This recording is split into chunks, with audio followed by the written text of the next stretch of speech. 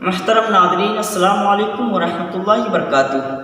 میں آپ حضرات کے سامنے یہ لے کر حاضر ہوا ہوں کہ قربانی کس پر واجب ہے، صاحب نصاب ہونے سے کیا مراد ہے، اور صدقہ فطر واجب ہونے اور قربانی واجب ہونے کے درمیان کیا فرق ہے، اور قربانی کرنے کا وقت کب سے کب تک ہے۔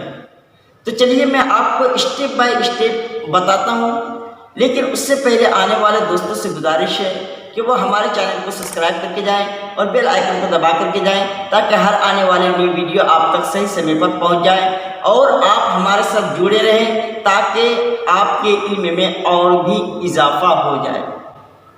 تو چلیے محترم ناظرین، میں آپ کو یہ بتاؤں کہ قربانی کس پر واجب ہے۔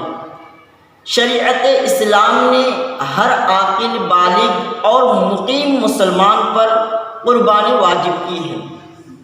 جس طرح مرد پر قربانی واجب ہے، اسی طرح عورت پر بھی قربانی واجب ہے۔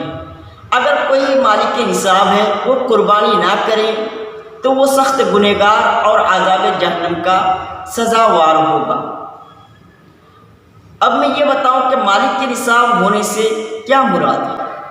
مالک نصاب ہونے سے مراد اتنا مال ہونا ہے کہ جتنا مال ہونے سے صدقہ فطر واجب ہوتا ہے، یعنی 52.5 تولہ چاندی یا 7.5 تولہ سونا یا اس کے برابر یا اس کی قیمت کے برابر کوئی دوسری چیز ہو تو اس پر وہ صاحب نصاب ہے۔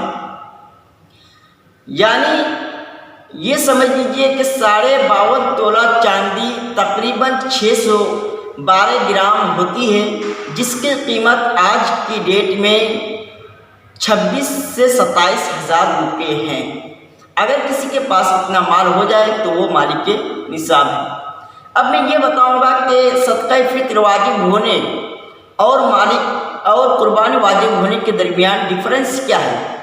دونوں کے درمیان فرق یہ ہے کہ صدقہ فطر میں اس مال کا، آپ کے مال کا 1 سال گزر جانا یہ شرط ہے، لیکن قربانی واجب ہونے کے لیے آپ کے مال کا 1 سال گزر جانا شرط نہیں ہے۔ یہی ڈفرنس ہے۔ بات کی مثال پر یہ لے لیجئے کہ ایک شخص جو ہے قربانی سے پہلے بہت زیادہ غریب تھا، فقیر تھا، وہ شخص بہت زیادہ مفلس تھا، وہ اچانک جو ہے قربانی کے دن وہ جو ہے مالدار ہو گیا، اس کے پاس وہ صاحب نصاب ہو گیا، یعنی اس کو 26-27 ہزار روپے آ گئے یا اس کے برابر کوئی دوسری چیز آ گئی، سونا چاندی، تو وہ صاحب نصاب ہو گیا۔ تو اس پر جو ہے جیسے ہی وہ صاحب نصاب ہوا قربانی کے دن، تو اس پر قربانی دینا واجب ہے۔ اب میں آپ کو یہ بتاؤں کہ قربانی کا وقت کب سے کب تک ہے۔ قربانی کا وقت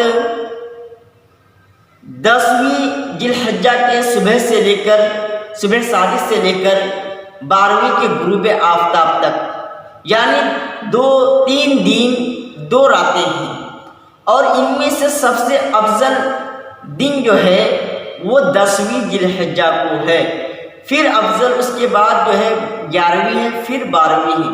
تو محترم ناظرین، مزید معلومات کے لیے آپ ہمارے ساتھ جڑے رہیں اور آپ